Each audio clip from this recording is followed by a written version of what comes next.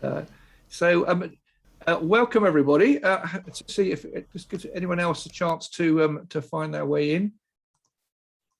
How have we got? That's 8 of us all together. Brilliant. So welcome. So this one is a bit about volunteers, the challenge of volunteers. And so hi everybody. Just to see people looking around people's faces. And my aim is to just to put a few thoughts out there for 5 to 10 minutes, and then we can have some time to just discuss it together. So, because you may have some awesome ideas as well, or there's some particular challenges or issues that you've got. Let me. I'm going to share a screen a little bit with some things. So, if you know how to do on the screen share, you can click on that sidebar and make it so my face is a sort of similar size to the rest of it. But at any time, if you've got questions, please feel free to just say or put your hand up or whatever, and we can just have a little think about this whole area of volunteers. I'm getting a bit hot, so if you don't mind if I take my hat off a little bit. And I'm keen to get your input on some of this as well. So let me just get my screen share thing up. 2 seconds. Oh, hang on a sec. I've got the wrong. That's the wrong bit I've got there. Oh, I press. Let me get the right bit. Volunteers. That's what I want.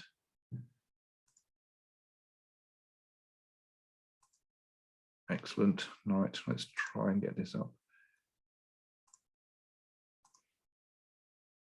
Right, and I will put this in the chat afterwards, so you can see it. You can have the outline of this.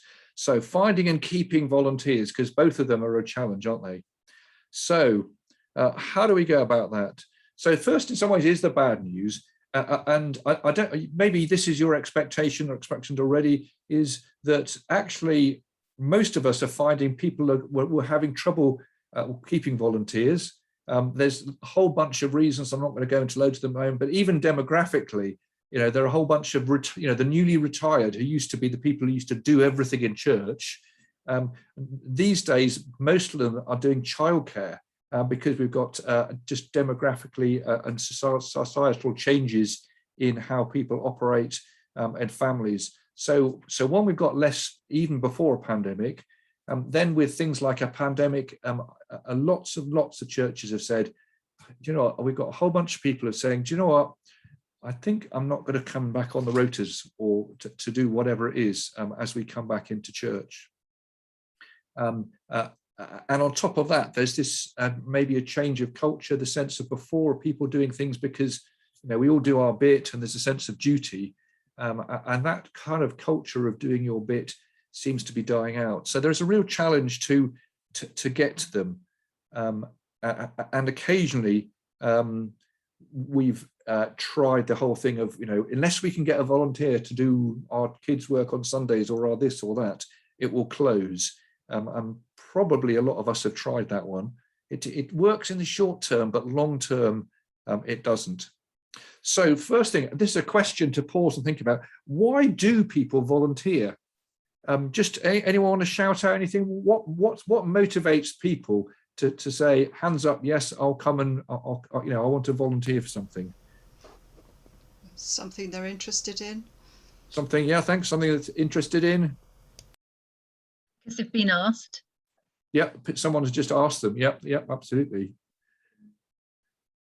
If they believe in the cause. If they believe in it, yeah, absolutely. There's something about that. It's something that motivates them inside. Yeah.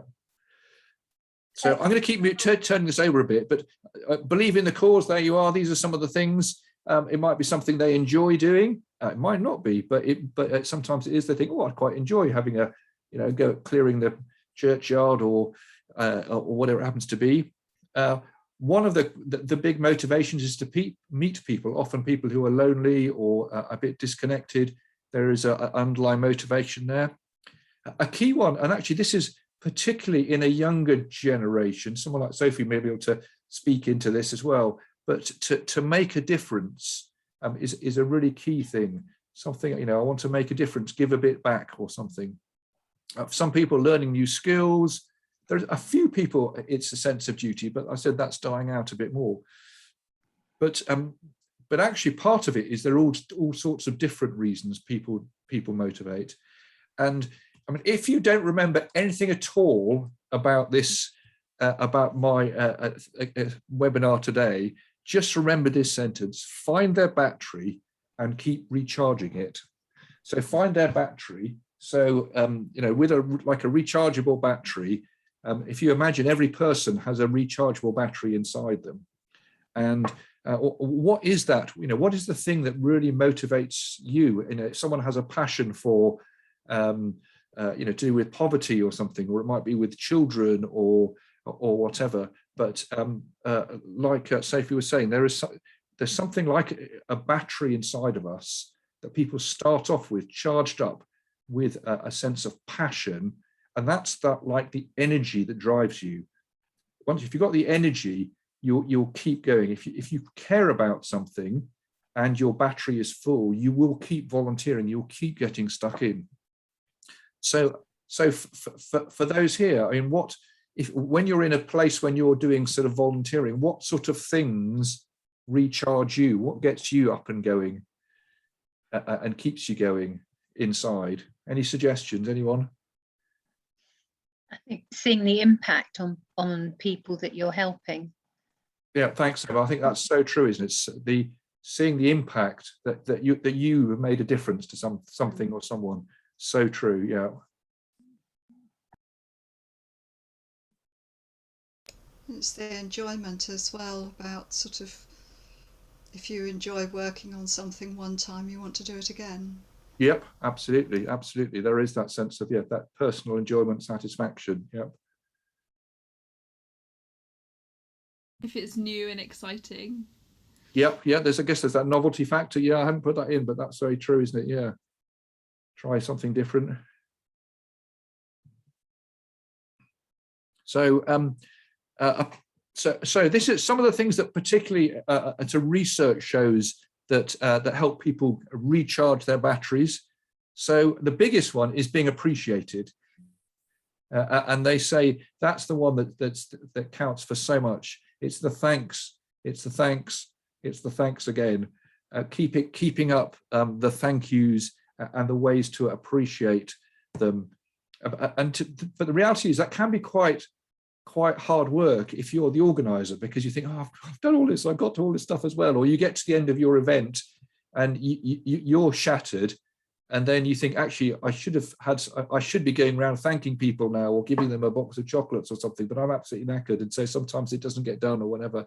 But planning in ways to appreciate people. And we can chat about this in a bit, but you know, different practical things that you can do that help people feel appreciated.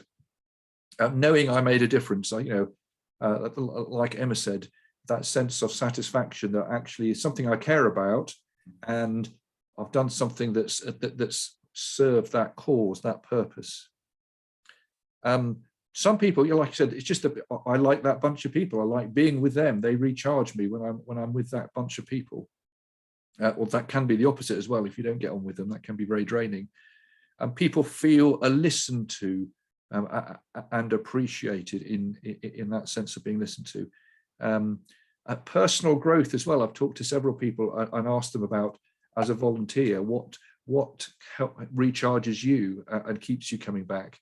And a number have said that they sense that they've grown as a person. They've started on something and then they've got more confident, and you know, maybe they've ended up as a lay reader or something, starting from being a sides person or something. I don't know what it might be, but they've grown in their own confidence. Any other thoughts on things that might recharge people or recharges you? Oh, I'll keep turning the pages and then we can discuss it a bit more. So finding their battery and keep recharging it. I'll keep repeating that. Finding their battery and keep recharging it. So before we go on to kind of why volunteers leave, is I was talking to Leslie Marriott, who works in Bouverie Court, but also volunteers for a number of things in her church. She was going to be my kind of guinea pig today to ask questions about, so it's to say, like, as a volunteer, how does this work for you? And she was saying one of the things that she finds most important as someone who organizes volunteers is to recognize what motivates one person might be different from another. And actually what one person really enjoys and might help them might actually be a negative to someone else. So some people don't like being put in the spotlight and have a public thank you because they shrink back from that, whereas others actually thrive on a bit of public adulation. One person might, enjoy, I don't know what she said for the example, but there was one who was very good at some particular practical, technical things, and another, when asked to do that, ran a mile, and it really sort of switched her off, or whatever. So it's partly it's getting to know your volunteers and what helps them and motivates them, and sometimes part of that is also thinking, rather than I've got this box and I need you to fit into it, it's actually saying, what shape are you? And how can we manage something that's actually going to help you thrive? Because if you have a God-given shape, let's see how that can be a gift to us, rather than I've predetermined a particular box that I'm going to try and squeeze you into. The challenge is that can sometimes mean that the things that we think we should be doing or are in our comfort zone might be slightly sideways moved. But I think there's something important there about just facilitating, enabling the people of God. It's that setting God's people free thing. If you've read some of that, is a critical part of that.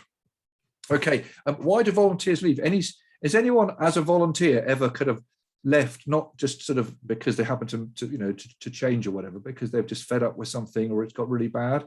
Any examples of that? Because they're doing too much.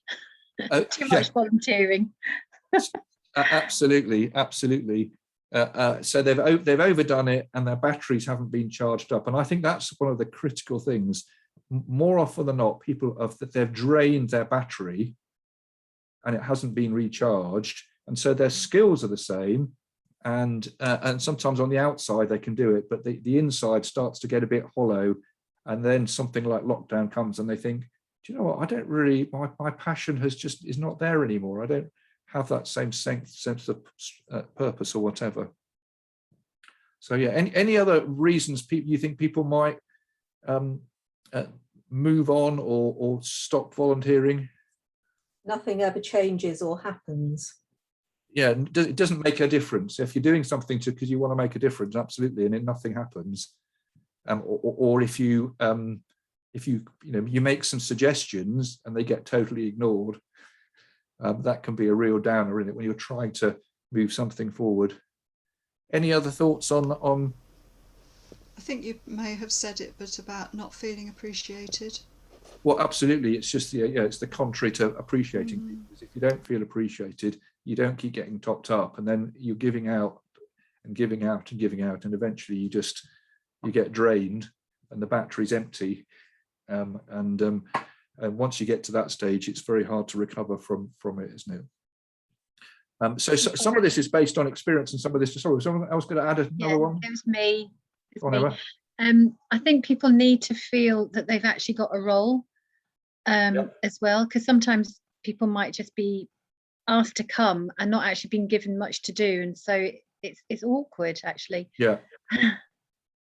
Yeah, absolutely. Given some specific and actually clear instructions from people, absolutely. I think that's so clear, so helpful. So this is based on a bit of research, and I've put some links at the end to some of this. So one of the most common ones is people don't feel used.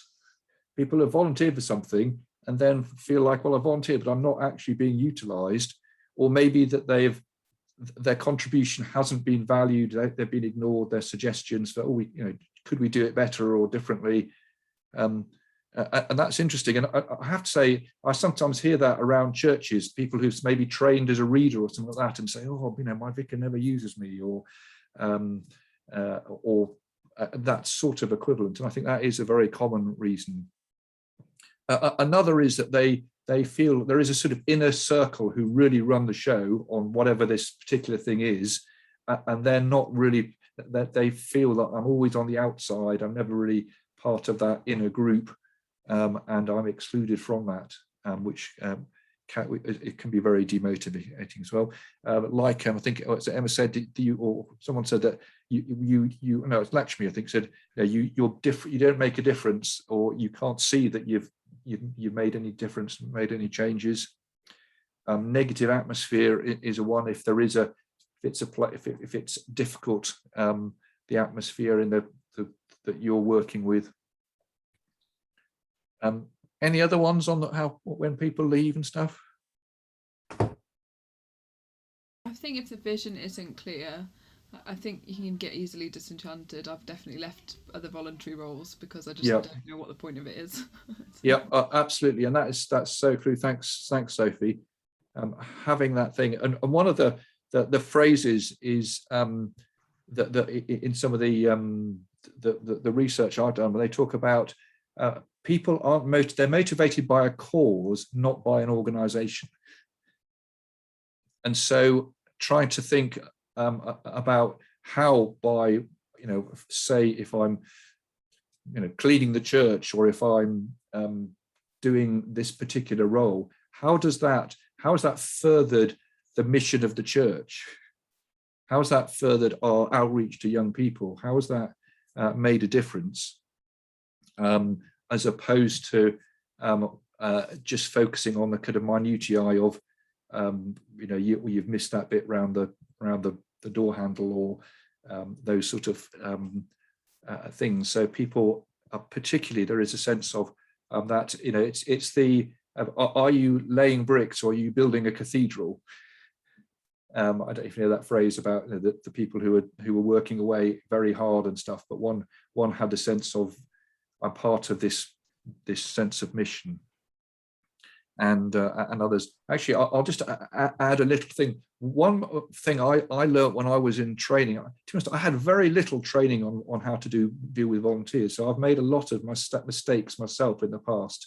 But one thing that really helped me was, they said, whenever you do meetings together, and to have regular ones is really important, gathering people, make sure you have VHS in it. VHS. I haven't put this in the notes, but this is, I think I found this a really useful thing. V is vision, H is huddle, S is skills. Vision, huddle, skills. And it doesn't have to be a third and a third and a third, but each element, it's really useful to be in it. So the vision is, well, what's the big picture? What have we achieved? How have we progressed in our vision, or what we're doing? What's the big picture? What engages that sort of sense of a rallying call around something important? The huddle is just being together. People really enjoy and are energized by a gathering together, even if it's the sides people's rota or whatever. If you do it over a nice cup of coffee and a cake, just the being together, comparing notes, it is energizing for people. And the skills, it's always useful to do something which just sharpens the skills a bit more. Is there, while we're doing it, can we learn something useful about, it could be a practical thing about, here's a quick 10-minute lesson on how do you lock up the church, or it could be something completely different, but something that actually has some takeaway value. So vision, huddle, skills is a useful little thing. So find that battery, keep recharging it, and then recruiting volunteers. Very quickly on this then, and then we'll have some time to chat. Any tips from you guys on the best way to recruit volunteers? Because getting them, it's always, once you got them is great, but holding on, but how do you get them in the first place? Great, then invite personally. Yeah. Great, invite personally. Excellent, you've been reading my notes. Yeah, word of mouth, because there's nothing like an enthusiastic volunteer to sell it to someone else. Totally true, yeah. And one of the suggestions a lot of people say is get volunteers to recruit other volunteers. If they're excited about it, they'll invite others. So thanks, Jane. Yeah. So again, there's lots of thoughts about that, but the personal invitation totally helps. And also often if you tie it to yourself as well, to say it would really help me if you could, I'm going to do this thing and I just need someone to help carry my bags up to the church. It can be as simple as that, a specific role, but it's that sense of that people realizing it isn't just carrying someone's bags, it's making a difference to me and what I'm doing because I'm leading this synod meeting or whatever it happens to be. So don't be afraid about the personal side to it.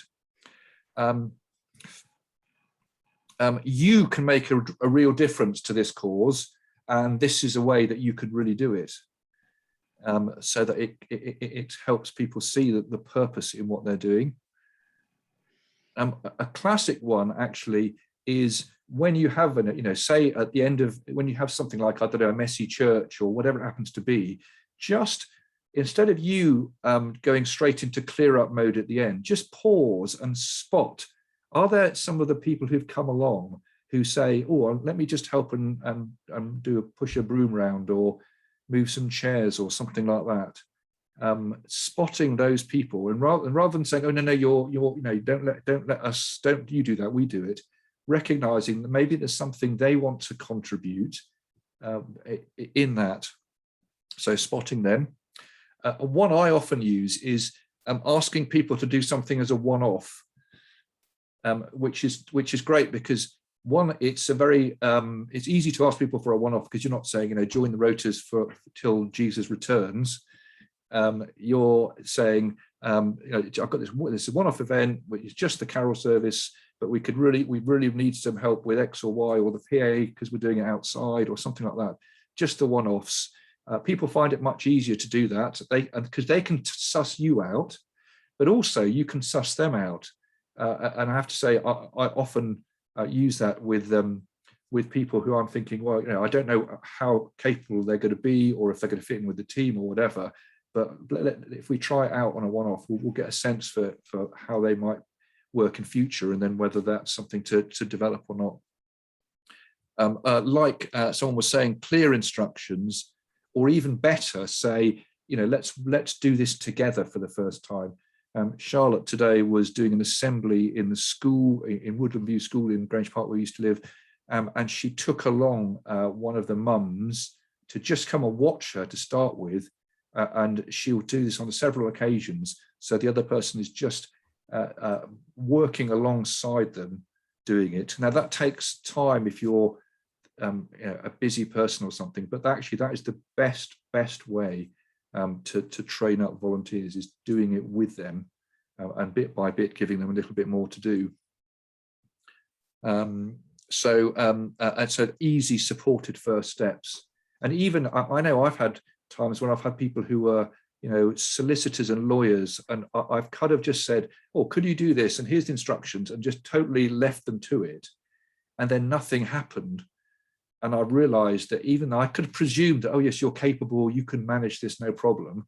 But actually they needed someone to just take them step by step through, bit by bit. And I presumed, and also it was a kind of relief to drop it on them.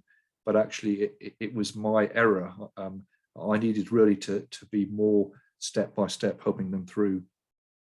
Pray, absolutely. Jesus spent a night in prayer before choosing 12 people. And the wild card, again, I think part of Jesus's thing is he sometimes chose people who were the unexpected. If you look at the disciples, certainly there were several wild cards in there. Who's the person who I've just presumed, they wouldn't be appropriate because they're too old or they're too young, or their faith isn't quite there yet, or I don't know what. But is there sometimes, it's always a good one to say, who have I just filtered out, who maybe we could include. There's some links there, but I'm going to stop there. Oh,